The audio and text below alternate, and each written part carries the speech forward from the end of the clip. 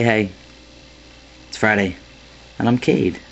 I just got back from a huge trip to Philly. My mom, my grandmother, and I drove. We stopped in Charlotte and stayed in a bed and breakfast, and then drove to Philly, and then drove all the way back to Texas. And it was a road trip of epic proportions, one I didn't really expect to be so intensive. So I'm exhausted, and I'm a little behind schedule. So I apologize about that. But this week we are talking about cheating. And I actually did a video prior to this with my girlfriend Zena, but we didn't like the way that it turned out, so I'm doing this one solo, and maybe she'll have a guest spot in the next coming weeks or so. The first question was about being with someone of the opposite gender of the person that you're dating. So say you're dating a girl, then is it okay to do something with a guy while you're dating a girl? Does it count as cheating? And I've gone back and forth a lot on this one, mostly because in straight relationships, I feel like there's a double standard in that it's more okay for girls to have a different connection, whether it be emotional or physical, than it would be for guys. So if I'm exclusively dating a girl and she wants to hook up with another girl, there are a lot of guys that would be okay with that. But coming from the background that I do and having the experience that I do, I completely disagree. I think that cheating is cheating regardless. I think that if you're exclusive with a person, then you should be exclusive, no matter the gender of anyone else that could be involved. So, to me, you doing something with a girl would be just like you doing something with another guy. It wouldn't really matter. But those are things that you should probably talk about with the person that you're with, and define cheating first of all, because I feel like there's no one set definition of what cheating means. I know a lot of people that will be hardcore about physical action being cheating, but then emotional support and dependence doesn't even register, you know.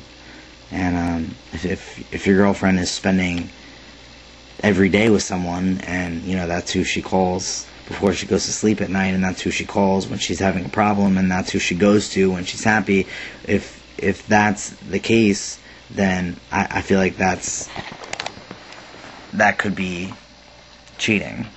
But you should talk to the person that you're with about what they feel like it is, so that you guys are on the same page before anything happens.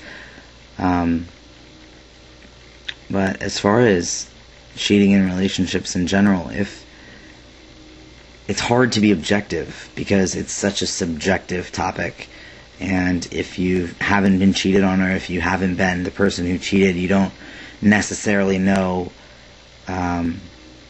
all sides to it, right? So I guess if you're the one doing the cheating and you're in a relationship, maybe you should ask yourself what the more deep-rooted issues are in the fact that you could allow yourself to do that. You know, is there a problem in the relationship? Do you not want to be exclusive? Is it merely casual? You know, and once you figure out the answers to these questions, then maybe you'll realize why you would be capable of doing something. And the same way with being cheated on. If someone is willing to risk everything, then maybe you should ask yourself, you know, what you have in the first place. So I don't know, it's a really tough situation to be in, and it sucks for all sides. I used to be very adamant about once a cheater, always a cheater. I'd use it in every situation or instance I could, but I don't necessarily think that now. I feel like people are constantly changing, and some situations are not excusable, because I feel like cheating, no matter what, is outlined, but but there are extenuating circumstances to the thought process that people have, or the reasons that things played out the way that they did. And I feel like those are worth touching upon or being discussed. So I'm rambling again. The second question is about what to do. What do you do when someone has cheated on you, or when you have cheated on someone? How do you end a relationship, or how do you discuss this huge elephant in the room? And there's really no guidebook. There's no play-by-play. The number one thing on both sides, I think, is to be honest. At this point, you can't fool yourself into thinking that everything's okay. So, it's okay not to have all the answers. You know, if you're the person that's cheated, then I feel like you should have the respect to give the person the truth, the person that you're with. I feel like they deserve that. And if you're the person that's been cheated on, then be real with yourself. Ask yourself what you're getting out of this relationship, and whether or not that person is worth discussing it or fighting it.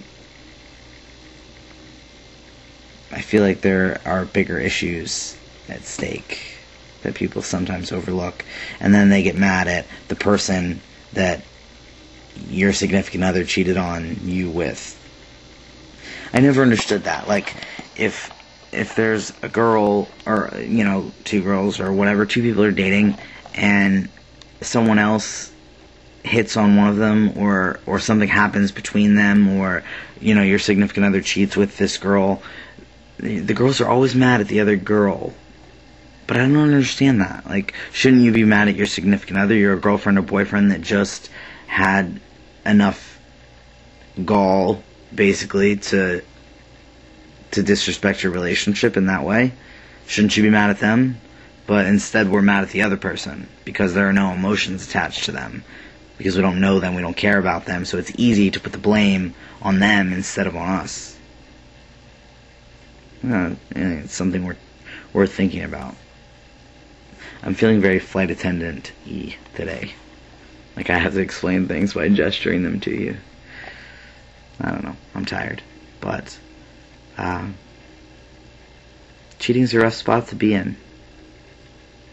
It definitely is. I feel like we've all been through it in one way or another, and it sucks for both sides, and you feel like shit for a long time.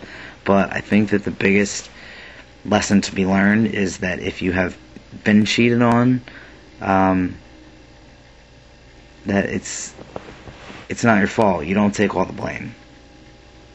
You know, it takes two to have a relationship, and troubles arise, and it takes two to fix them. So don't beat yourself up over it.